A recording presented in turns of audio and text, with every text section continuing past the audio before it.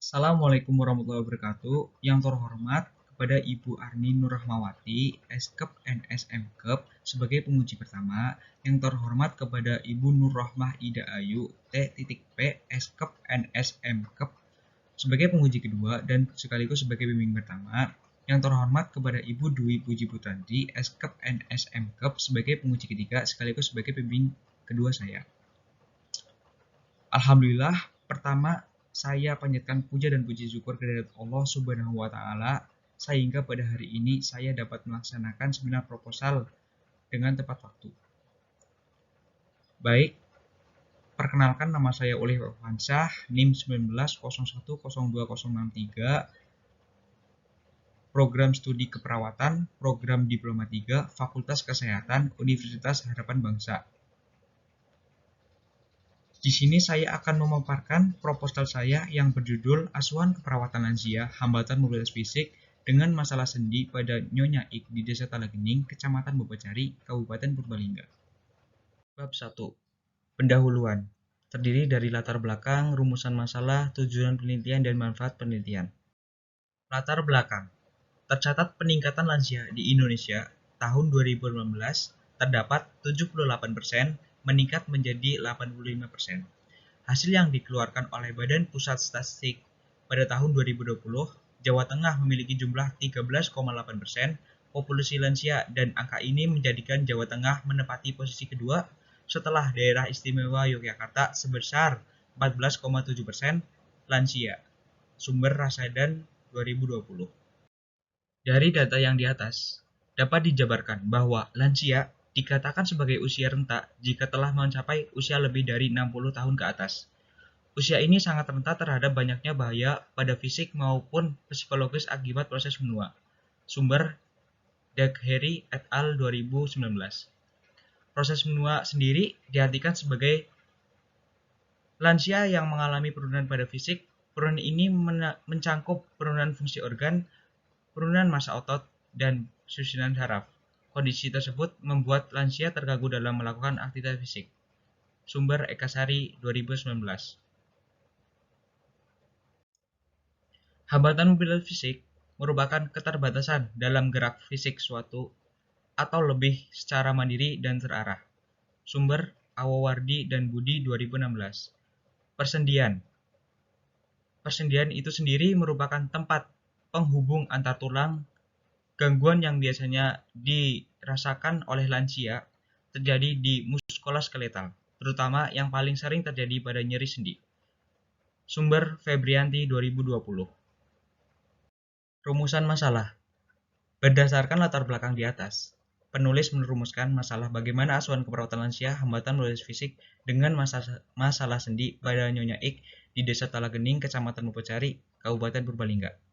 Untuk tujuan umum penelitian yaitu memberikan gambaran asuhan keperawatan yang komprehensif terhadap lansia yang mengalami hambatan mobilitas fisik dengan masalah sendi lansia di Desa Talagening, Kecamatan Bebacari, Kabupaten Purbalingga.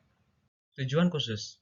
Yang pertama, menggambarkan hasil pengkajian asuhan keperawatan hambatan mobilitas fisik pada pasien Nyonya Ik dengan masalah sendi lansia di Desa Talagening, Kecamatan Bebacari. Yang kedua, menggambarkan masalah keperawatan yang muncul pada pasien Nyonya Ik dengan masalah sendi lansia di Desa Talagening, Kecamatan Bebacari. Yang ketiga, menggambarkan intervensi keperawatan yang muncul pada pasien Nyonya Ik dengan masalah sendi lansia di Desa Talagening, Kecamatan Bebacari. Yang keempat, menggambarkan implementasi keperawatan pada pasien Nyonya Ik dengan masalah sendi lansia di Desa Talagening, Kecamatan Bebacari. Yang kelima, menggambarkan evaluasi tindakan keperawatan pada pasien Nyonya Ik dengan masalah sendi lansia di Desa Talagening, Kecamatan Bebacari. Manfaat penelitian. Manfaat penelitian ada 4. Yang pertama yaitu bagi peneliti, yang kedua bagi pengembangan ilmu dan teknologi keperawatan, yang ketiga bagi pasien, dan yang keempat bagi keluarga. Bab 2. Tinjauan pustaka. Di dalam tinjauan pustaka ada beberapa subbab yang harus dibahas. Yang pertama yaitu lansia. Lansia merupakan kelompok orang yang mengalami suatu proses perubahan yang dialami oleh setiap manusia karena bertambahnya usia, sehingga terjadilah proses penuaan yang akan dialami baik dari perubahan segi fisik, perubahan patofisiologis, dan perubahan kognitif yang menimbulkan berbagai macam penyakit sampai dengan kematian. sumber dari Paramita 2017. Yang kedua ada teori-teori proses benua. Di dalam teori proses benua, menurut Khalifah tahun 2016, ada beberapa teori. Yang pertama ada teori biologi, yang kedua ada teori psikososial, dan yang ketiga ada teori sosiologi. Di dalam teori biologi itu sendiri, ada teori genetika clock, ada teori error, ada teori autoimun, dan ada teori radikal bebas, serta teori kolagen. Teori psikososial. Teori psikososial itu ada teori aktivitas, continuity teori, ada segmen teori, ada teori stratifikasi usia, ada teori kebutuhan manusia, ada Jung's teori, ada teori course of human life, dan development task teori. Subbab yang ketiga yaitu karakteristik lansia. Pada karakteristik lansia, yang pertama yaitu ada usia, yang kedua ada jenis kelamin, yang ketiga ada status pernikahan, yang keempat ada pekerjaan, yang kelima ada status pendidikan, dan yang keenam yaitu ada kondisi kesehatan. Sumber dari Ratnawati 2017. Konsep perubahan pada lansia. Yang pertama yaitu konsep perubahan fisiologis pada lansia. Yang kedua ada konsep perubahan fisik pada lansia. Di dalam konsep perubahan fisik pada lansia, perubahan yang terjadi yang pertama yaitu ada perubahan sel atau penurunan sistem sel, yang kedua ada perubahan sistem pernafasan, yang ketiga ada perubahan sistem sensori, yang keempat ada perubahan sistem organ seperti sistem kardiovaskuler, pengaturan suhu tubuh, sistem genitourinaria, sistem endokrin, sistem integumen, dan sistem muskuloskeletal. Pada subbab selanjutnya akan dijelaskan tentang hambatan mobilitas fisik. Yang pertama dari definisi, etiologi, karakteristik, penyebab, tanda, dan gejala. Yang pertama, definisi hambatan mobilitas fisik, nyeri, dan sendi. Untuk hambatan mobilitas fisik itu sendiri, hambatan mobilitas fisik adalah keterbatasan dalam gerak fisik dari suatu atau lebih ekstremitas secara mandiri dan terarah. Sumber dari Nanda tahun 2020. Nyeri. Nyeri merupakan sensasi tidak enak atau tidak menyenangkan yang dapat membatasi gerak organ tubuh dan kemampuan seorang untuk menjalankan rutinitas sehari-harinya. Sumber dari Smith tahun 2020. Sendi. Sendi diartikan pertemuan atau perletakan atau persambungan antara dua atau lebih tulang. Sumber dari Gama tahun 2019. Yang subbab selanjutnya yaitu etiologi. Etiologi, faktor penyebab dari hambatan mobilitas fisik diakibatkan oleh kerusakan pada integritas struktur tulang, penurunan massa otot, penurunan kendali otot, kekakuan sendi, dan terjadinya kontraktur. Subbab yang ketiga yaitu ada klasifikasi. Klasifikasinya memuat dari hambatan mobilitas fisik, nyeri, dan sendi. Untuk klasifikasi hambatan mobilitas fisik, yang pertama yaitu ada mobilitas penuh. Yang kedua ada mobilitas bagian. Sumber dari How tahun 2015. Yang kedua ada klasifikasi nyeri.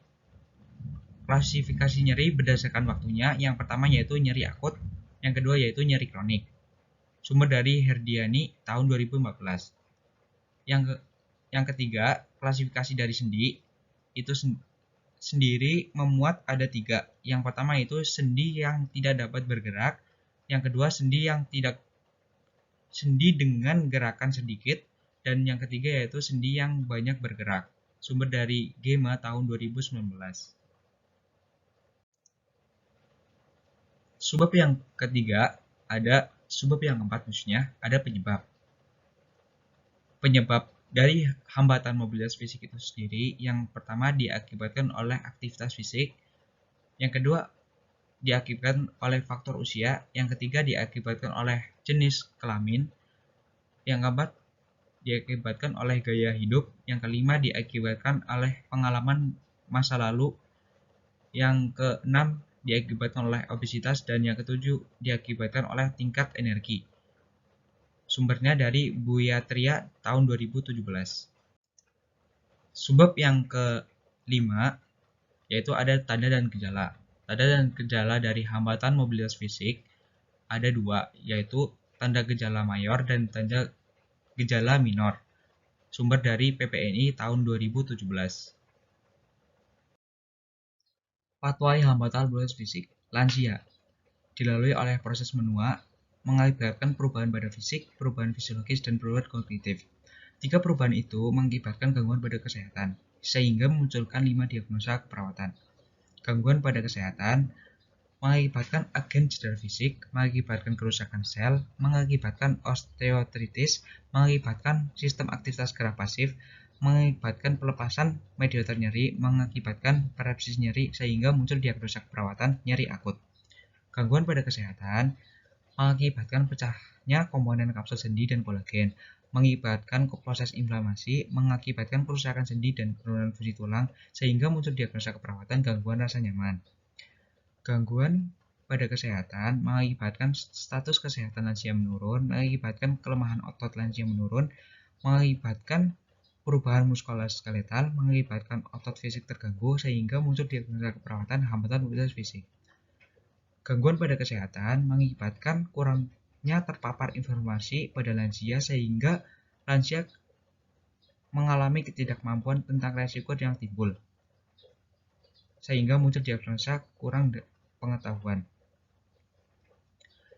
Gangguan pada kesehatan mengakibatkan penurunan fungsi sendi otot, penurunan kekakuan sendi otot, dan penurunan pendengaran pada lansia, sehingga muncul diagnosa keperawatan resiko jatuh.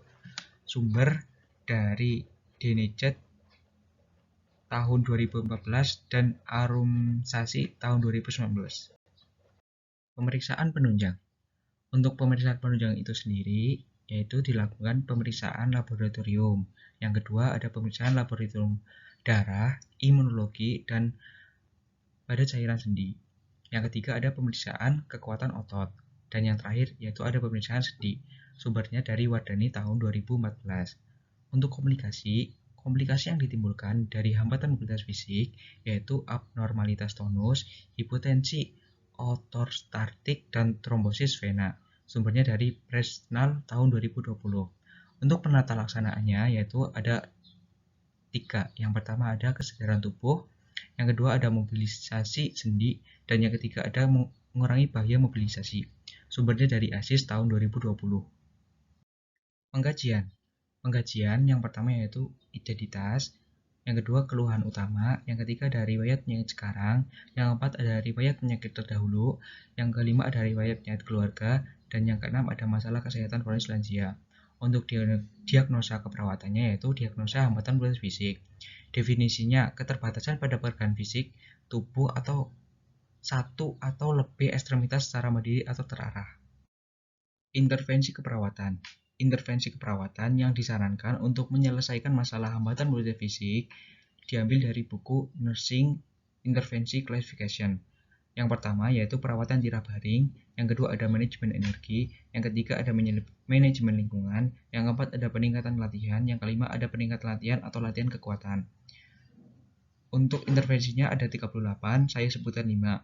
Sumber Moorhead et al. Tahun 2013.